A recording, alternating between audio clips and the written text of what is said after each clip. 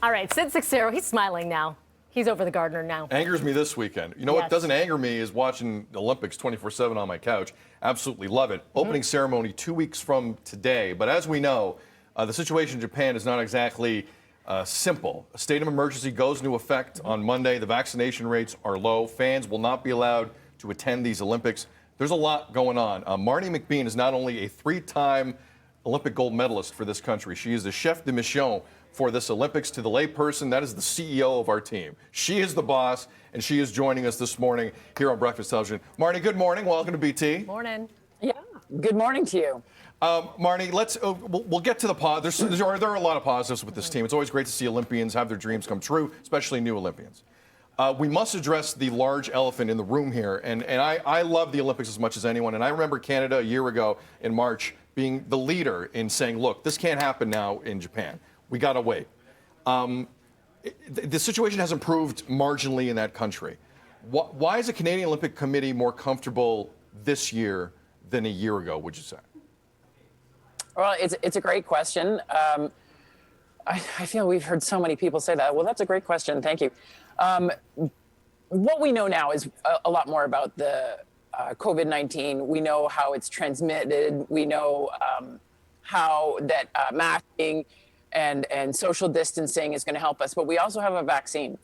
So that's the first thing we know is that while vaccine uptake in Tokyo and Japan is still low, the population of athletes and the people going to the Olympics who will be vaccinated, we expect that to be somewhere between 70 and even 90% of the people participating in the Olympics to have one, if not both shots. All of the procedures, the COVID protocols that are going to be taking the athletes of the world, and particularly Canada even has a higher threshold of all the things that we're going to do to keep our team safe going in. All the protocols are going to keep us not only from bringing the virus into Japan, but we're not going to be interacting with the people of Tokyo. So when they're talking about the state of emergency and no fans in the stands, which is really disappointing, that is controlling spread in Japan. And almost, it's kind of weird, as much as the Olympic Games are in Tokyo, they're in this kind of like sealed, sometimes I talk about it, it's kind of like this gerbil zone where there's the Olympic Village and then there's all the Olympic transport. We're not allowed to use the bullet trains. We're not allowed to use public transport.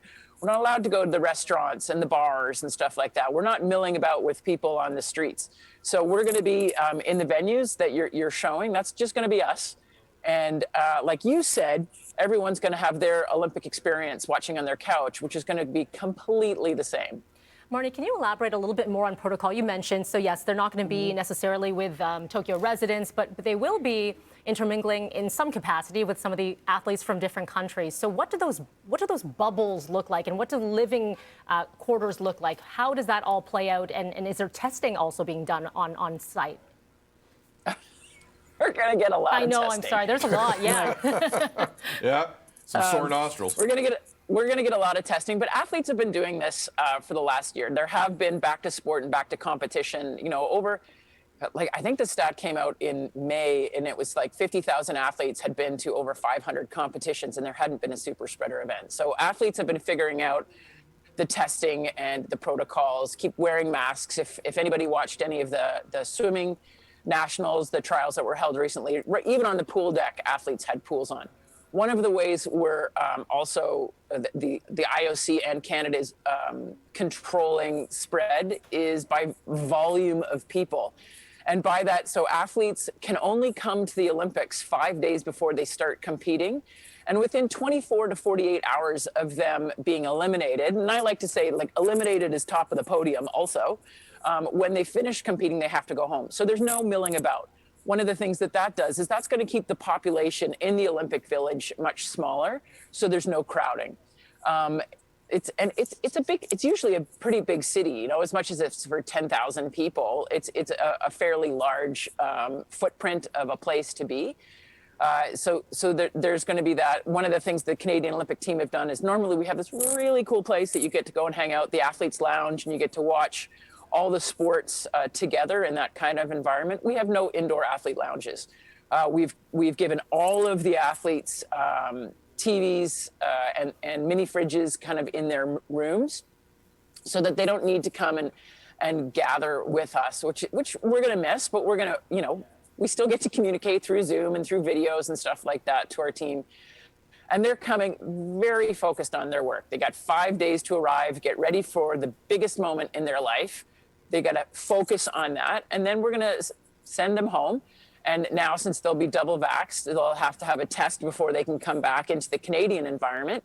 But they'll get to celebrate with their family back here in Canada. Marnie McBean is a 3-time Olympic gold medalist for this country. She's the chef de mission for Canada's entry in the Tokyo Games. Opening ceremony 2 weeks from today. Marnie, nothing but health to you and the entire team over there. Stay safe. We'll be watching, and we'll talk to you soon. Thank you. Go Canada, go. Go Canada. Go Canada. Awesome. Thank you, Marnie. Good to hear all of that protocol, right? Because you don't necessarily hear those specifics, and it's nice that they're keeping our team safe as much as they can. No doubt, no doubt. All right, the weather. You never feel safe with the weather right now. You don't know what's going to happen. Frankie, what's going on right now?